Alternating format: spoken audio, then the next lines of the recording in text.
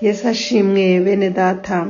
Uyu ni umwanya mwiza cyane wo kugira ngo tubane hano ku kiganiro cyacu cy'ijambo ry'umunsi kuri Pure Gold Channel. Tugiye kuganira ibyerekeranye n'isaha ya 9. Isaha ya 9 ni isaha nziza cyane.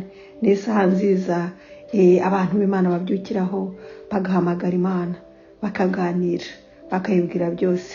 Hakabaho ikiganiro cyiza cyane ndetse kirimo n'imbaraga.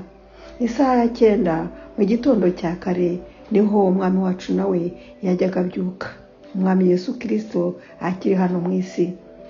Mariko arabituganiriza neza mu gice cya mbere ku murongo wa 35. Mariko aratubwira ati mu gitondo cya kare butaracya Yesu yarabyukaga akajya hatuje gusenga Imana. Wakwibaza uti kuki Yesu Kristo yasengaga kandi ijambo ry'Imana ritubwira ko we ubwe ari Imana, ari umwana w'Imana, ari umukiza w'isi yose. Yarabuze iki? Yarakennye iki? Ni wowe yashakaga, ninjye yashakaga.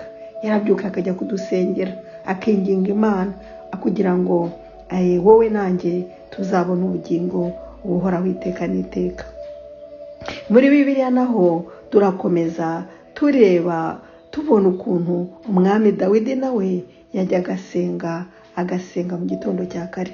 Isaha ya 9 ni isaha mugisha, ni isaha nziza.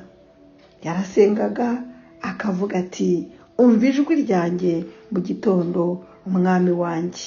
Buri gitondo nkuzanira ibyifuzo byose kandi ntegerezanyije amatsiko menshi y'ibisubizo byiza witeguye kunyoherereza.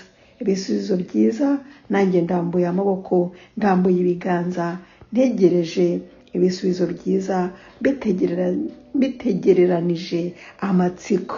Uko niko Dawidi umwami yajyaga abyuka akaganira n'Imana. Isaha ya 9 mwene data ni isaha y'umugisha, ni isaha nziza.